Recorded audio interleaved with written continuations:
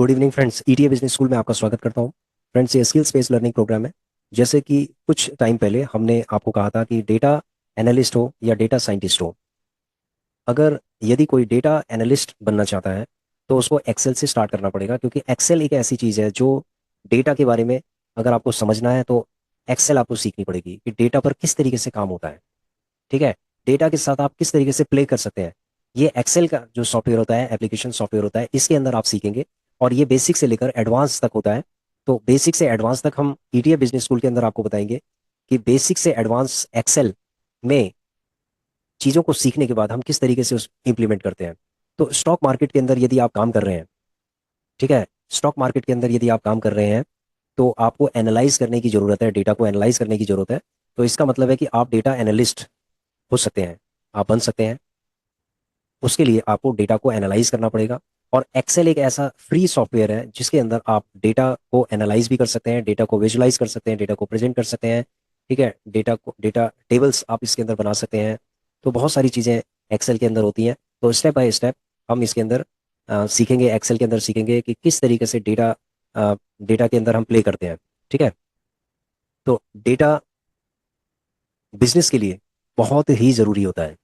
और डेटा, जैसे जो लोग स्टॉक मार्केट के अंदर काम कर रहे हैं उनको ये पता होना चाहिए कि डेटा का ट्रेंड कैसे बन रहा है, डेटा किस तरीके से डेटा के थ्रू प्रॉफिट बन सकता है। तो जो लोग प्रॉफिट, स्टॉक मार्केट के अंदर प्रॉफिट बनाना चाहते हैं, उनको डेटा को एनालाइज करना जरूरी है। और एक्सेल एक ऐसा फ्री सॉफ्टवेयर है जिसके अंदर आप लोग कर सकते हैं। ठीक है, देखो, एक्सेल के अलावा बहुत सारे ऐसे एडवांस्ड सॉफ्टवेयर्स हैं, एप्लीकेशंस हैं जिनके अंदर आप कर सकते हैं, उनके अंदर भी आप कर सकते हैं। लेकिन जो एक्सेल एक ऐसी चीज़ है जिसके अंदर आप डेटा एंट्री से लेकर और डेटा विजुअलाइजेशन तक, ठीक है, डेटा विजुअलाइजेशन तक और डेटा एडिटिंग विजुअलाइजेशन तक आप इसके अंदर कर सकते हैं। इंसाइट्स आप निकाल सकते हैं और डिसीजन ले सकते हैं। जब जब आप डेटा का इंसाइट्स निकालेंगे, डिसीजन, तब तब आप एक अच्छा डिसीजन ले सकते हैं। ठीक है फ्रेंड्स, तो एक्सेल को ओपन करने के तीन तरीके हैं। ये एक फ्री सॉफ्टवेयर है, माइक्रोसॉफ्ट एक्सेल हम जिसको कहते हैं। और क्लास 1 के अंदर हम बेसिक चीज़ ये समझेंगे। ठीक है, इससे पहले हम समझेंगे कि एक्सेल है क्या, क्यों एक्सेल हमारे लिए ज़रूरी है। ठीक है, आइए चलते हैं हम। देखिए फ्रेंड्स, ईटीए बिजनेस स्कूल के थ्रू हम डेटा एनालिसिस का एक, जो हमने पहले भी बताया था आपको कि ये पूरा एक प्रोग्राम होता है। अगर आप डेटा एनालिस्ट बनना चाहते हैं तो आपको एक्सेल की नॉलेज होनी चाहिए, फ्रॉम बेसिक टू एडवांस्ड। ठीक है, तो वो चीज़ें हम आपको इसके अंदर कराएंगे। और बाकी बहुत सारे लोगों का ये क्वेश्चन होगा कि सर ये ईटीएफ के अंदर किस तरीके से इंप्लीमेंट होगा, वो भी हम आपको बताएंगे कि ईटीएफ के अंदर हम किस तरीके से एनालिसिस कर सकते हैं, एक्सेल का यूज़ हम कैसे करते हैं। ठीक है, तो बहुत सारे ऐसे टूल्स हैं एक्सेल के जो हम यूज़ करेंगे। और उन टूल्स का इस्तेमाल करके हम डेटा को एनालाइज करेंगे, इंसाइट्स निकालेंगे, उसके बाद डिसीजन लेंगे कि आगे क्या डिसीजन बनते हैं। इन्वेस्टमेंट डिसीजंस किस तरीके से बनते हैं। तो इन्वेस्टमेंट जो डिसीजंस हैं वो हम एक्सेल के अंदर भी हम ले सकते हैं। वो कैसे लेंगे, वो जब आप एडवांस लेवल की जब एक्सेल को समझेंगे तो आप जो डिसीजंस हैं वो आप ले सकते हैं। ठीक है, इन्वेस्टमेंट डिसीजंस भी आप ले सकते हैं डेटा एनालाइज करने के बाद। ठीक है फ्रेंड्स, तो यहाँ पर मेरा जो क्वेश्चन है कि why we learn Excel, Excel हमें क्यों सीखना चाहिए। देखो, बहुत सारे ऐसे लोग हैं जो कम पढ़े लिखे हों, यानी एकेडमिक जो एजुकेशन है उनकी हो सकती है कि कम हो। कुछ ऐसे होंगे जिनकी एकेडमिक एजुकेशन एजुकेशन बहुत ज़्यादा हो। ठीक है, academic education, beyond academic education, जो माइक्रोसॉफ्ट एक्सेल है, ठीक है, ये एक स्किल है। ये सीखने से ही आएगा आपको। आपकी चाहे एकेडमिक एजुकेशन, चाहे आपने एमए किया, बीए किया, या फिर एमएससी किया, एमटेक किया है, आपने कुछ भी किया है, लेकिन ये एक स्किल है, ये प्रैक्टिस से आएगी। जब जब आप इसको सीखते रहेंगे, प्रैक्टिस करते रहेंगे, तो ये आपको आती जाएगी। और उसके बाद आप समझेंगे कि इसकी पावर क्या है। तो यहाँ पर जो इंपॉर्टेंट एस्पेक्ट्स हैं, रीज़न हम बताते हैं कि क्यों हमें एक्सेल को लर्न करना चाहिए। एक्सेल एक फ्री ऑफ कॉस्ट सॉफ्टवेयर है जो कि प्री डिफाइंड जो सिस्टम्स होते हैं, माइक्रोसॉफ्ट यानी वर्ड जो विंडो होती है उसके अंदर प्री डिफाइंड इंस्टॉल्ड होके आते हैं। ठीक है, ये फ्री ऑफ कॉस्ट भी है। तो इसको लर्न करने के लिए जो पर्सनल जो वर्जन होता है ये फ्री ऑफ कॉस्ट होता है। बाकी अगर कोई कॉर्पोरेट लेवल का अगर कोई एक्सेल करेगा, ठीक है, एडवांस लेवल का कोई एक्सेल अगर करेगा, तो उसके लिए यानी कॉर्पोरेट के लिए ये पेड वर्जन भी इसके होते हैं। सब्सक्रिप्शन वर्जन होते हैं, पेड वर्जन होते हैं, वो एक अलग चीज़ है।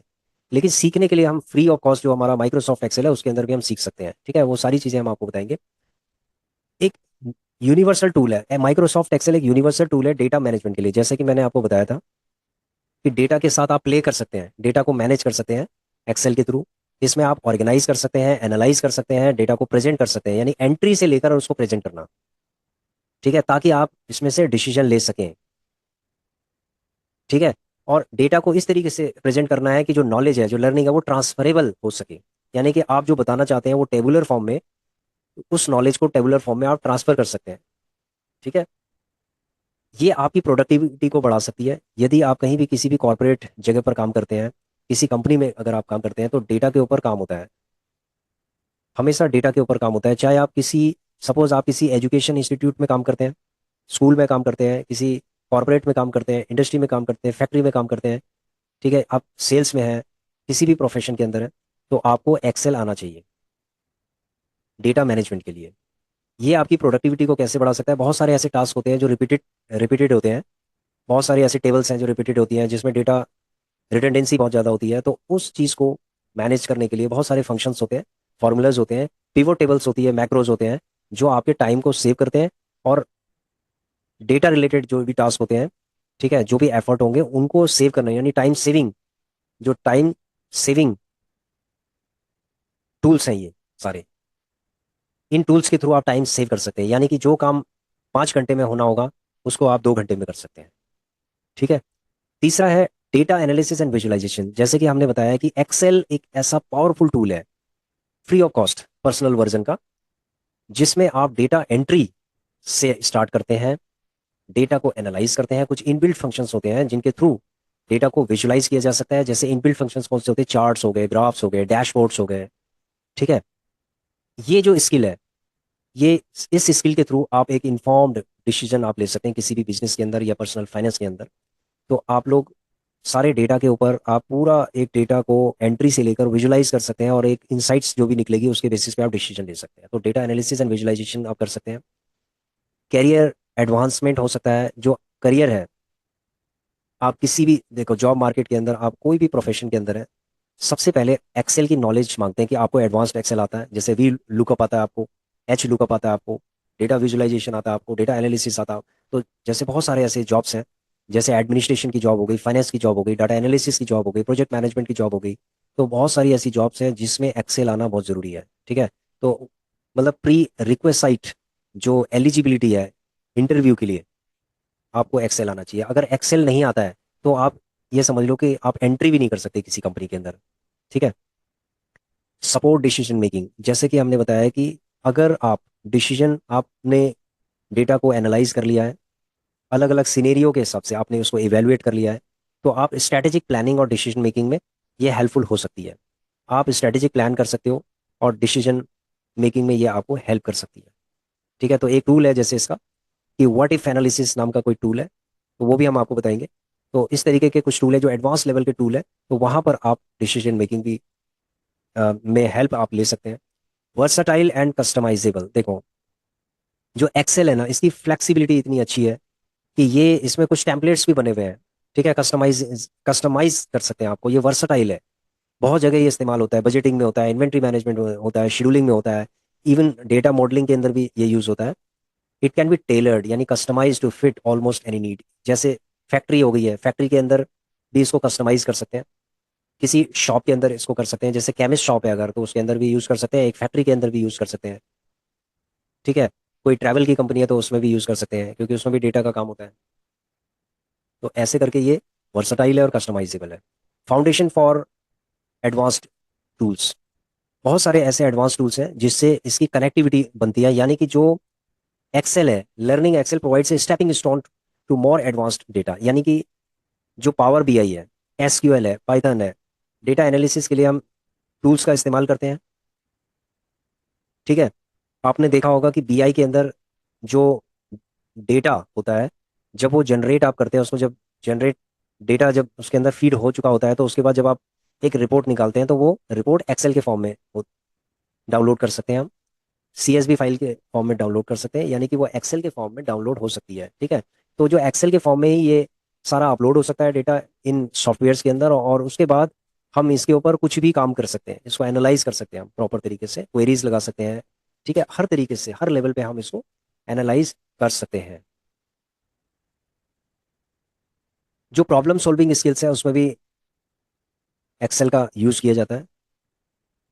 बहुत सारे ऐसे जो लॉजिकल सॉल्यूशंस हैं, बहुत सारी प्रॉब्लम्स हैं जिनके लॉजिकल सॉल्यूशंस को अप्लाई करना पड़ता है, तो वहाँ पर एनालिटिकल थिंकिंग की ज़रूरत पड़ती है, तो वहाँ पर भी एक्सेल इस्तेमाल किया जा सकता है।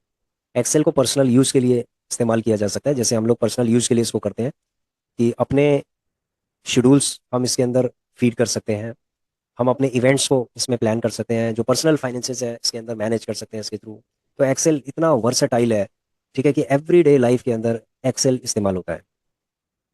सपोर्ट कोलाब्रेशन, देखिए एक्सेल एक ऐसी चीज़ है जो कोलाबोरेट भी हो जाता है, जैसे मैंने इससे पहले भी बताया था कि बीआई होता है, जैसे बीआई, तो बीआई के अंदर अगर जनरेट होता है तो एक्सेल एकदम से जनरेट हो जाता है। जब एसक्यूएल के अंदर हम कोई एक्सेल को जब अपलोड करते हैं तो वो सारा डेटा एसक्यूएल के अंदर जब चला जाता है तो उसके बाद उसके ऊपर फिर हम क्वेरीज कर सकते हैं, उसको एनालाइज कर सकते हैं। तो इसका मतलब है कि एक्सेल एक फाउंडेशन, जो बेसिक चीज़ है ये, ठीक है। कोलाबोरेशन में जो वर्क ग्रुप्स होती है उसको हम इंटीग्रेट कर सकते हैं क्लाउड्स प्लेटफॉर्म में, जैसे वन ड्राइव हो गया। एक्सेल फैसिलिटेट करता है team work and collaborative project. बहुत सारे ऐसे प्रोजेक्ट्स हैं जो क्लाउड पे चलते हैं, कोलाबोरेटिव मॉडल पे चलते हैं। जैसे फॉर एग्जांपल, एक छोटा सा एग्जांपल है, गूगल शीट।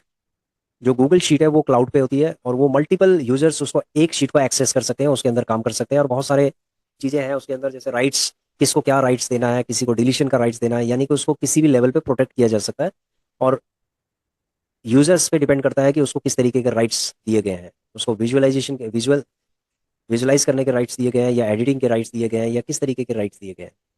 तो इस तरीके का जो प्रोटेक्शंस हैं वो उसके अंदर लगाई जा सकती है, ठीक है। तो ये एक एग्जांपल मैंने आपको बताया गूगल शीट का, जिसपे गूगल शीट पे बहुत लोग काम करते होंगे, ठीक है, आशा करता हूँ। तो वो एक क्लाउड प्लेटफॉर्म पे काम करता है, ठीक है। अगर मैं एक्सेल की बात करूँ, देखो हमने एक्सेल पे बहुत काम किया है, शायद बचपन से हम एक्सेल पे काम करते हुए आए हैं, लेकिन एक्सेल का मतलब क्या होता है, ये इसकी कोई छोटी सी हिस्ट्री पता है आपको? एक्सेल क्यों, एक्सेल एक्सेल कब आया, कैसे बना, किस तरीके से बना, ये छोटी सी हिस्ट्री देखो। बहुत हम लोग बहुत डीप में नहीं जाना चाहते इसके अंदर, क्योंकि मेन चीज़ है हमारा कि वर्किंग लेवल पे एक्सेल किस तरीके से हमारे लिए यूज़ होता है, लेकिन फिर भी हम इसके हिस्ट्री के बारे में थोड़ी बहुत जानकारी रख सकते हैं। माइक्रोसॉफ्ट एक्सेल एक मॉडर्न प्रोडक्टिविटी सॉफ्टवेयर है, ठीक है। मॉडर्न प्रोडक्टिविटी सॉफ्टवेयर इसको कह सकते हैं हम, क्योंकि millions of millions and millions लोग वर्ल्ड वाइड इसको इस्तेमाल करते हैं। एक वर्साटाइल है ये सॉफ्टवेयर। 1980 में इसकी शुरुआत हुई थी, जब पर्सनल कंप्यूटिंग इवॉल्व कर रहा था, तो वहां पर स्प्रेडशीट जो सॉफ्टवेयर है उस समय आया था, और उस समय ये बहुत ही क्रिटिकल एप्लीकेशंस मानी जाती थी बिजनेस और पर्सनल यूज के लिए, ठीक है। क्रिटिकल एप्लीकेशंस थी स्प्रेडशीट। ये स्प्रेडशीट आई कैसे? 1982 में माइक्रोसॉफ्ट ने एक स्प्रेडशीट रिलीज किया था जिसको मल्टीप्लान नाम रखा गया था, ठीक है। ये एक पहली स्प्रेडशीट थी जो 1982 में, उस समय बहुत बड़े बड़े कंप्यूटर हुआ करते थे, तो मल्टीप्लान नाम का एक एप्लीकेशन, एक सॉफ्टवेयर जो स्प्रेडशीट है, वो लॉन्च किया था माइक्रोसॉफ्ट ने, ठीक है। वाइल इनोवेटिव मल्टीप्लान ने बहुत स्ट्रगल किया था, क्योंकि उस समय जो लोटस था वो अपने पीक में था। लोटस 123 जो सॉफ्टवेयर था, लोटस का नाम आपने सुना होगा। लोटस 123 इतना पॉपुलर था कि मैक्सिमम जो प्रोफेशनल्स थे वो लोटस का यूज करते थे, मल्टीप्लान का यूज नहीं करते थे। मल्टीप्लान ने 123 को, लोटस 123 को कॉम्पीट करने के लिए बहुत स्ट्रगल किया, ठीक है, क्योंकि लोटस 123 बहुत ही एडवांस फीचर का था, और ये जो IBM पीसीज हैं उसके अंदर ये यूज होता था। Recognising the need for more competitive product, Microsoft ने फिर क्या किया, स्प्रेडशीट एप्लीकेशन को डेवलप करना स्टार्ट कर दिया। उसने एक ग्राउंड लेवल का फीडबैक उसने यूजर से लेना स्टार्ट किया, और उसके बाद उसने देखा कि यूजर की क्या सोच है, क्या उसकी पसंद है, क्या वो चाह रहे हैं। तो उसके हिसाब से उसने इस स्प्रेडशीट को, जो मल्टी प्लान स्प्रेडशीट है, इसको इवॉल्व करना स्टार्ट कर दिया। तो 1985 में माइक्रोसॉफ्ट ने एक वर्जन लेके आए थे मैकिनटोश के लिए, यानी एप्पल मैकिनटोश के लिए। एक्सेल फर्स्ट वर्जन था जो एक्सेल का, उसको उसका नाम रखा गया एक्सेल 1.0, ठीक है। ये एक रेवोल्यूशनरी, उस समय का एक रेवोल्यूशनरी एप्लीकेशन था, जो कि GUI प्रोवाइड कर रहा था। GUI मतलब ग्राफिकल यूजर इंटरफेस प्रोवाइड कर रहा था, ठीक है। जो आइकन्स होते हैं ना उसका इस्तेमाल करना होता है, पहले क्या होते थे कि जब भी आप कोई भी काम करोगे तो सिर्फ कीबोर्ड्स का आप काम करोगे, कीबोर्ड्स, और सिर्फ आपको जो टेक्स्ट है वो दिखाई देगा, सिर्फ टेक्स्ट ही टेक्स्ट दिखाई देगा, आपको कोई भी ग्राफिकल यूजर इंटरफेस यानी कोई आइकॉन आइकॉन दिखाई नहीं देगा। तो उस समय GUI one Excel 1.0 was revolutionary for its time and offering a GUI। उस समय GUI आया और ये बहुत ही इंट्यूटिव और यूजर फ्रेंडली एप्लीकेशन था as compared to other competitors. तो इस इंटरफेस ने लेवरेज करके मैकेंटोश जो ग्राफिकल कैपेबिलिटीज हैं उसको लेवरेज किया इसने। ठीक है, और ये एप्पल यूजर के लिए बहुत ही अपीलिंग अपीलिंग था। एक्सेल कम टू विंडोज, सबसे पहले ये एप्पल के लिए आया था, मैकेंटोश के लिए आया था। उसके बाद माइक्रोसॉफ्ट ने देखो समझा, उसने ये देखा कि स्प्रेडशीट का जो पोटेंशियल है बहुत ही अच्छा है और ये डोमिनेट कर सकता है। तो उसके बाद इन्होंने इसको इवॉल्व किया और विंडोज ऑपरेटिंग सिस्टम के लिए इन्होंने जो एप्लीकेशन है उसको तैयार किया। तो माइक्रोसॉफ्ट ने 2.0 यानी एक्सेल 2.0 जो बनाया था विंडोज के लिए बनाया। एक्सेल 1.0 मैकिन्टोश के लिए बनाया था, एप्पल मैकिन्टोश के लिए बनाया था, और एक्सेल 2.0 इन्होंने विंडोज के लिए बनाया। और ये वाला जो वर्जन था इसके अंदर टूल बार्स थे, कस्टमाइजेबल फ़ॉन्ट्स थे, सोफिस्टिकेटेड चार्टिंग कैपेबिलिटीज उस समय डेवलप हो गई थी 1985 के बाद। ठीक है, उसके बाद है the release was well timed. जब ये रिलीज हुआ तो एक बहुत ही अच्छे टाइमिंग में रिलीज हुआ। इसने पॉपुलैरिटी को गेन करना स्टार्ट कर दिया। जो एक्सेल की जो इंटीग्रेशन थी वो अलग अलग प्लेटफॉर्म के अंदर भी, विद जो platform provided smoother more powerful user experience than competitors. ये जो एक्सेल की जो इंटीग्रेशन थी जो दूसरे प्लेटफॉर्म के साथ, विद द प्लेटफॉर्म जो जैसे अलग अलग तरीके के जो प्लेटफॉर्म्स होते हैं उसके साथ इसकी इंटीग्रेशन होने लग गई, और उसके बाद इसकी पॉपुलैरिटी बनने लग गई, और ये दूसरे जो एप्लीकेशंस हैं, स्प्रेडशीट्स हैं, उसको भी टक्कर देने लग गया। तो 1990 में एक्सेल ने लोटस को सरपास कर दिया, इसके मार्केट शेयर को सरपास कर दिया, मतलब पिछाड़ दिया इसको एक्सेल ने, marking a significant shift in the spreadsheet software landscape. यानी कि स्प्रेडशीट के वर्ल्ड में ये सबसे टॉप क्लास का एप्लीकेशन बन गया 1990 में। इनोवेशन एंड ग्रोथ, 1990 और 2000 में माइक्रोसॉफ्ट ने कंटिन्यू एक्सेल को एनहांस करते रहे, इसके ऊपर बहुत लंबी रिसर्च चलती रही, इसमें नए नए फीचर्स ऐड करते रहे। ठीक है, इसको बिजनेस के लिए, एजुकेशन के लिए, पर्सनल यूज के लिए इसको एक ऐसा उन्होंने बनाया, इसको इस तरीके से बनाया कि ये हर वर्सटाइल बना दिया, यानी बिजनेस, एजुकेशन और पर्सनल यूज के लिए इसको यूज कर सकें। फिर 1993 में एक पिवोट टेबल नाम का एक फीचर, एक टूल इसके अंदर ऐड किया गया, जो कि एक्सेल 5.0 इसका नाम रखा गया, एक्सेल 5.0। यानी पिवोट टेबल जो आ गई थी वो एक्सेल 5.0 में आ गई थी। उसके बाद एक VBA का फीचर इसके अंदर आया था, माइक मैक्रोज और VBA का जो फीचर था वो भी इसके अंदर ऐड कर दिया गया, कि इसके अंदर जो रिपीटेटिव टास्क जो हो रहे हैं, ठीक है, उससे टाइम ज़्यादा कंज्यूम हो रहा है, तो उस चीज़ से उसको हैंडल करने के लिए, उसको मैनेज करने के लिए VBA का ऑप्शन, माइक मैक्रोज और VBA के ऑप्शंस को इसमें इंक्लूड किया गया। उसके बाद 1995 में इंटीग्रेशन विद ऑफिस स्वीट, यानी कि ऑफिस, यानी जैसे माइक्रोसॉफ्ट ऑफिस के अंदर इसको इंक्लूड किया गया। यानी माइक्रो एक पैकेज होता है माइक्रोसॉफ्ट ऑफिस जिसके अंदर MS Word, PowerPoint, Outlook, MS Access, ठीक है, और MS एक्सेल भी हो गया। तो क्या हो गया, एक पूरा पैकेज के फॉर्म में ये विंडोज जो विंडोज हैं उनके अंदर ये इंस्टॉल होके दिया जाता था। ये 1995 से ये स्टार्ट हो गया था। ठीक है, और ये अभी तक ये चल रहा है। जब भी हम कोई विंडो बेस्ड जब हम PC लेते हैं तो उसके अंदर हमारा इंस्टॉल्ड आता है पूरा माइक्रोसॉफ्ट का पैकेज, जिसके अंदर MS वर्ड भी होता है, MS पावर पॉइंट भी होता है, MS आउटलुक भी होता है, MS एक्सेस भी होता है, MS एक्सेल भी होता है। ठीक है फ्रेंड्स, उसके अलावा और भी कुछ होते हैं लेकिन बेसिक यही है। द क्लाउड एंड कोलाबोरेशन इरा। देखिए फ्रेंड्स, 2010 में एक्सेल ने क्लाउड कंप्यूटिंग और इस तरीके से जो कोलाबोरेशन है, क्लाउड कंप्यूटिंग जो होती है, ठीक है, क्लाउड कंप्यूटिंग हो गया और कोलाबोरेशन हो गया। ठीक है, इसको इसने क्या किया, अडॉप्ट किया है, मतलब एडवांस वर्जन, यानी क्लाउड पे एक्सेल का इस्तेमाल होने लग गया। ठीक है, फॉर एग्जांपल ऑफिस 365 है जिसको माइक्रोसॉफ्ट 365 कहते हैं, उसने इस फीचर को काफ़ी ज़्यादा पॉपुलर बनाया। फीचर को जैसे रियल टाइम कोलाबोरेशन हो गया, कि मान लीजिए जाए कि मल्टीपल यूजर जब एक स्प्रेडशीट को एडिट करते हैं या उस पर काम करते हैं तो उसको हम रियल टाइम कोलाबोरेशन कहते हैं। उसका एग्जांपल आ गया गूगल स्प्रेडशीट। ठीक है, इंटीग्रेशन विद पावर BI के साथ इसको इंटीग्रेट किया जाता है एक्सेल को, और उसके बाद फिर एडवांस्ड लेवल की जो एनालिटिक्स है वो निकाली जाती है। विजुअलाइजेशन किया जाता है, ये बीआई के लिए यूज़ किया जाता है, यानी बिजनेस इंटेलिजेंस के लिए यूज़ किया जाता है, जैसे बैंकिंग सेक्टर के लिए यूज़ किया जाता है। जो एडवांस लेवल के जो एप्लीकेशंस हैं विजुअलाइजेशन के लिए हैं, वो बिजनेस इंटेलिजेंस के लिए जो यूज़ होते हैं, ठीक है, उनके साथ एक्सेल को कोलाबरेट किया गया। Cloud storage, users could access, देखो स्प्रेडशीट को किसी भी डिवाइस से वाया वन ड्राइव उसको एक्सेस किया जा सकता है, उसको एडिट किया जा सकता है। ठीक है, स्प्रेडशीट को एक्सेस किया जा सकता है, उसको एडिट किया जा सकता है, ठीक है, किसी भी डिवाइस से। आज एक्सेल की क्या स्थिति है वो भी बताते हैं हम। माइक्रोसॉफ्ट एक्सेल इतना इवॉल्व हो चुका है, इतना वर्सटाइल टूल बन चुका है कि सिंपल बजटिंग से लेकर और कॉम्प्लेक्स फाइनेंशियल साइंटिफिक कैलकुलेशंस तक भी इस्तेमाल किया जा रहा है। डेटा डेटा विजुअलाइजेशन में यूज़ किया जा रहा है, प्रोग्रामिंग के अंदर किया जा रहा है। ठीक है, features like AI driven insights वहां पर यूज़ किया, एआई में यूज़ किया जा रहा है, एक्सेल को एआई में भी यूज़ करते हैं। ठीक है, हाई लेवल की डेटा बिजनेस इंसाइट्स के लिए यूज़ किया जाता है। इसको हम इंटीग्रेट कर सकते हैं, पाइथन में इंटीग्रेट किया जा सकता है। ठीक है, तो जितना भी जो डेटा ड्रिवन वर्ल्ड है वहां पर जो एक्सेल है उसको इस्तेमाल किया जा सकता है। कहते हैं कि डेटा ड्रिवन वर्ल्ड के अंदर बिना एक्सेल के कुछ नहीं है। ठीक है, Excel success lies in adaptability. देखो अब जो मेन चीज है एक्सेल की, एक्सेल एडेप्टेबिलिटी है। एक्सेल सब जगह चल जाता है और इसके अंदर कंटिन्यू इनोवेशन चल रही है। ये एआई के साथ भी चल जाता है, एआई इसको एक्सेप्ट कर लेता है।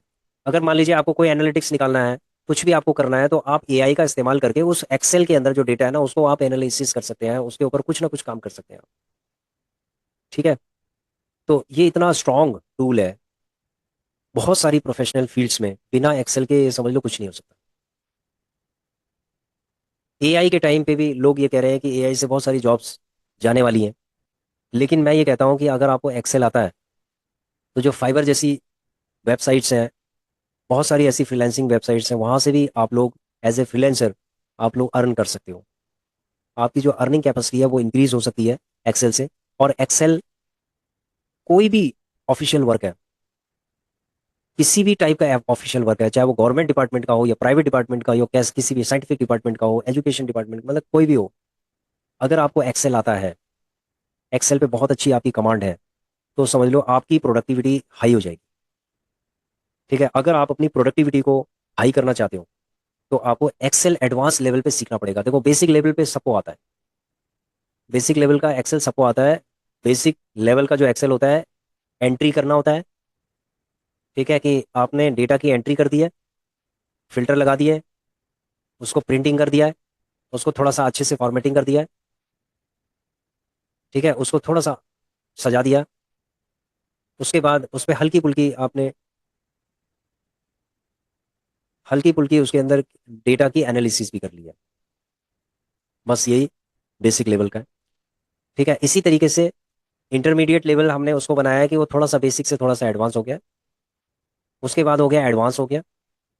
जैसे वी लुकअप, एच लुकअप वगैरह ये होते हैं, मैक्रोज हो गए, पिवट टेबल हो गई, डेटा विजुअलाइजेशन हो गया है, डेटा ये जो डैशबोर्ड बनाना होता है, एक्सेल एडवांस जो एक्सेल होता है उस पर डैशबोर्ड बनाना होता है कि बिजनेस इंसाइट्स लेनी पड़ती हैं। और ये सारी चीज़ें आपको एडवांस एक्सेल में सीखना होता है। ठीक है, उसके बाद हो गया एआई, एक्सेल विद एआई, यानी कि एआई टूल्स का इस्तेमाल करके हम एक्सेल को इस्तेमाल कर सकते हैं।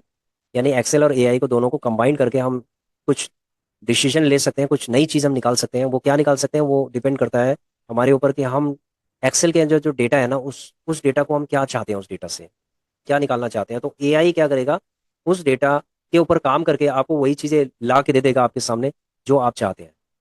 ठीक है, ये भी हम करेंगे। ये जो चार पार्ट्स हैं इसके, बेसिक से लेकर जो एडवांस्ड है और एआई, ये सब हम करेंगे। ठीक है, तो एक्सेल को तीन तरीके होते हैं, three ways to open Excel. Excel के जिनको बिल्कुल भी एक्सेल नहीं आती, देखो ऐसा बहुत कम लोग हैं जिनको एक्सेल नहीं आती है, लेकिन हम जो ये प्रोग्राम कर रहे हैं एक्सेल का, हम ये सोच के कर रहे हैं कि आप बहुत ही बेसिक लर्नर हो और आप बिल्कुल सीख रहे हो, अभी जीरो से सीख रहे हो। ठीक है, जीरो से बिल्कुल सीख रहे हो। तो तीन तरीके हैं एक्सेल को ओपन करने के। सबसे पहला तरीका है कि अगर आपका ये सिस्टम है, ठीक है, ये सिस्टम है, तो इसको थोड़ा सा मैं और नीचे कर देता हूँ। यहाँ पर आपको दिखाई दे रहा होगा सर्च का ऑप्शन, ये सर्च है। यहाँ पर आपको लिखना है एक्सेल, ये लिखा आपने एक्सेल। यहाँ पर आपको दिखाई दे रहा होगा कि एक ऐप है एक्सेल की, ये यहाँ पर लिखते के साथ ही आपको स्क्रीन में दिखाई दे रहा होगा, इसी तरीके से आपको दिखाई देती है। और राइट साइड में ये दिखाई दे रही है, और इसको हमने क्या करना है, एंटर कर देना है। ठीक है, एंटर करते ही आपकी एक्सेल खुल गई, ये ओपन हो गई आपकी। ठीक है फ्रेंड्स, ये एक्सेल आपकी खुल गई। तो एक तरीका होता है कि सर्च के अंदर आपने सीधे आपने एक्सेल लिखा और उसके बाद ये खुल गई। ठीक है, एक तरीका ये होता है। दूसरा तरीका ये होता है कि मान लीजिए आपके सामने डैशबोर्ड है। डैशबोर्ड में आपने क्या किया, राइट क्लिक करना है।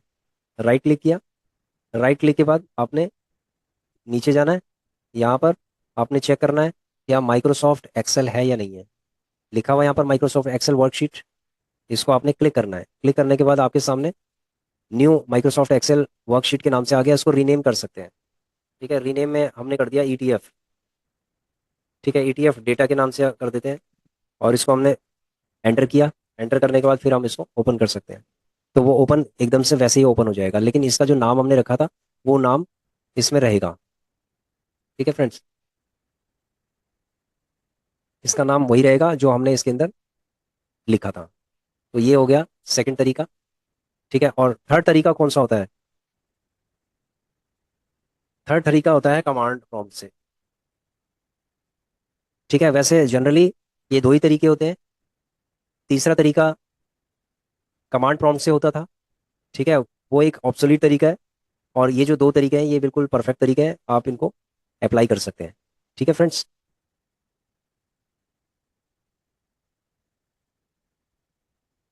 तो आपने देखा होगा कि दो तरीके हमने बताए। तीसरा जो तरीका है कमांड प्रॉम्प्ट का तरीका है। कमांड प्रॉम्प्ट पे हमें एक्सेल लिखना होता है और उसके बाद वो एक्सेल की फाइल खुल जाती है। ठीक है, तो तीसरा तरीका वो है। तो आपके जो पुराने सिस्टम्स थे उसमें कमांड प्रॉम्प्ट आती थी, उसके थ्रू भी आप खोल सकते हैं उसको। तो अभी हमने आपको दो तरीके बताए। तीसरा अगर कोई और भी तरीका होता है तो आप कमेंट करके बताइएगा कि तीसरा कौन सा तरीका है। और तीसरा तरीका हम एक और तरीका आपको बताएंगे कि कौन सा तीसरा तरीका है, कमांड प्रॉम्प्ट के अलावा भी तीसरा कौन सा तरीका है, ये हम आपको बताएंगे। आज हमने आपको दो तरीके बताए। तीसरा तरीका हम इससे अगले वाले वीडियो के अंदर बताएंगे कि थर्ड वे कौन सा होता है। ठीक है, before starting of the next class, जो नेक्स्ट क्लास होगी उसको स्टार्ट करने से पहले जब इंट्रोडक्शन होगा। ठीक है, इंट्रोडक्टरी जब शुरू शुरू में जब हम क्लास को स्टार्ट करेंगे तो तीसरा तरीका हम आपको तब बता देंगे। ठीक है फ्रेंड्स, तो thanks for watching our video, please share subscribe and like our channel. Thank you.